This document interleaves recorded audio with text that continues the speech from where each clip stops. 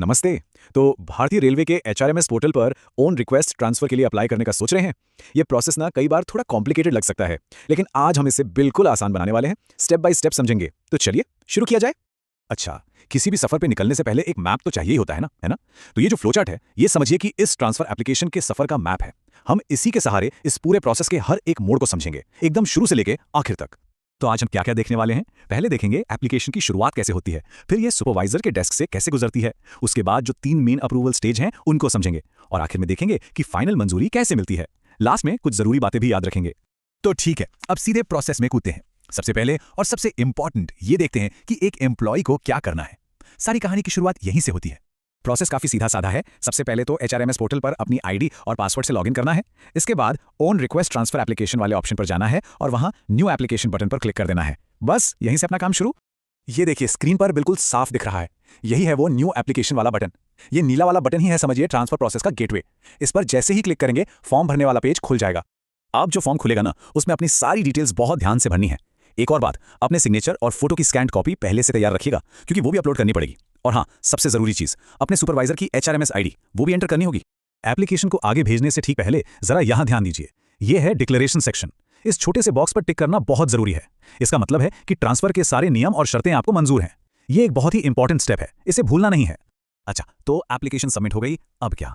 अब ये एप्लीकेशन सबसे पहले पहुंचती है सुपरवाइजर के पास। इससे आप समझ सकते हैं कि यह सफर का पहला चेक पॉइंट है, जहां रिक्वेस्ट को पहली बार देखा परखा जाता है। तो इस स्टेज पर सुपरवाइजर के पास 2 ही ऑप्शन होते हैं। पहला, या तो एप्लीकेशन को आगे कंट्रोलिंग ऑफिसर के पास फॉरवर्ड कर दें, या दूसरा, वो चाहे तो रिक्वेस्ट को यहीं पर रिजेक्ट भी कर सकते हैं। मान लीजिए सुपरवाइजर ने एप्लीकेशन आगे बढ़ा दी, तो अब ये पहुंचेगी कंट्रोलिंग ऑफिसर के पास। अब इनके पास भी वही 2 रास्ते हैं। या तो वो इसे एम्प्लॉय की यूनिट की डीलिंग क्लर्क, जिन्हें हम डीसी कहते हैं, उनके पास भेज दें, या फिर वो भी रिक्वेस्ट को रिजेक्ट कर सकते हैं। चलिए अब आते हैं इस सफर के सबसे मेन पार्ट पर। ये हैं 3 अप्रूवल स्टेजेस। अब एप्लीकेशन जो है वो 3 अलग अलग यूनिट से होकर गुजरेगी, और असल में असली काम यहीं पर होता है। अगर हम अपने रोड मैप पर वापस नजर डालें, तो अब एप्लीकेशन 3 बड़े स्टॉप से गुजरेगी। पहला, एम्प्लॉय की अपनी यूनिट, दूसरा हेडक्वार्टर, और तीसरा ट्रांसफर यूनिट। हर स्टॉप पर कुछ खास लोग इसे आगे बढ़ाएंगे। अब इन यूनिट्स में ना 3 बहुत ही इंपॉर्टेंट रोल होते हैं। सबसे पहला है डीसी यानी डीलिंग क्लर्क। इनका काम क्या है? इनका काम है शुरुआती चेकिंग करना और फाइल को यूनिट में अगले ऑफिसर तक पहुंचा देना। डीसी के बाद फाइल जाती है वीए के पास। वीए मतलब वेरिफिकेशन अथॉरिटी। जैसा कि नाम से ही पता चल रहा है, इनका काम है एप्लीकेशन की सारी डिटेल्स को वेरीफाई करना, और वेरिफिकेशन के बाद इसे यूनिट के फाइनल डिसीजन मेकर के पास भेज देना। और फिर आखिर में आते हैं एए यानी एक्सेप्टिंग अथॉरिटी। ये हर यूनिट के बॉस हैं, समझिए। इन्हीं के पास पावर होती है एप्लीकेशन को आगे बढ़ाने की, या वापस भेजने की, या फिर रिजेक्ट करने की। अब मजे की बात यह है कि ये पैटर्न बहुत ही सिंपल है और बार बार रिपीट होता है। मतलब हर यूनिट में एप्लीकेशन इसी रास्ते से जाएगी, पहले डीसी, फिर वीए और फिर एए। यही सेम पैटर्न तीनों यूनिट्स में फॉलो होता है। ये टेबल देखिए, इससे एकदम साफ हो जाता है कि हर स्टेज पर एक्सेप्टिंग अथॉरिटी का क्या रोल है।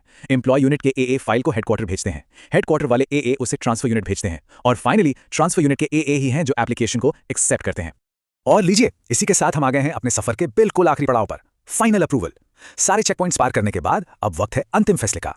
अब मैनुअल के हिसाब से देखें तो जो ट्रांसफरिंग यूनिट के एक्सेप्टिंग अथॉरिटी हैं, उनके पास आखिर में 2 ही रास्ते बचते हैं। या तो वो एप्लीकेशन को वापस डीलिंग क्लर्क के पास लौटा दें, शायद किसी सुधार के लिए, या फिर उसे एक्सेप्ट कर लें।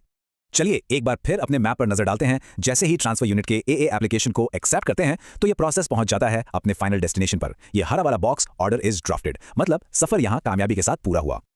और बस हो गया काम। एप्लीकेशन अप्रूव हो चुकी है और ट्रांसफर का ऑर्डर तैयार हो रहा है। मतलब इस पूरे प्रोसेस का एक हैप्पी एंडिंग। तो इस पूरे प्रोसेस से हमें क्या क्या बातें याद रखनी है? चलिए फटाफट से कुछ सबसे जरूरी पॉइंट्स को एक बार फिर से देख लेते हैं, ताकि वो दिमाग में अच्छे से बैठ जाएं। तो याद रखने वाली बातें ये हैं। पहली, एप्लीकेशन का एक फिक्स रास्ता है, एम्प्लॉय से सुपरवाइजर, फिर 3 अप्रूवल यूनिट्स। दूसरी, हर यूनिट में डीसी, वीए, एए का सिंपल पैटर्न फॉलो होता है। तीसरी, फाइनल एक्सेप्ट का बटन ट्रांसफर यूनिट में ही दबता है। और सबसे जरूरी, सबमिट करने से पहले अपनी डिटेल्स को डबल चेक करना और सुपरवाइजर की एचआरएमएस आईडी पास में रखना बहुत जरूरी है। तो अब जब ये पूरी जानकारी सामने है, तो ट्रांसफर की यात्रा शुरू की जा सकती है ना?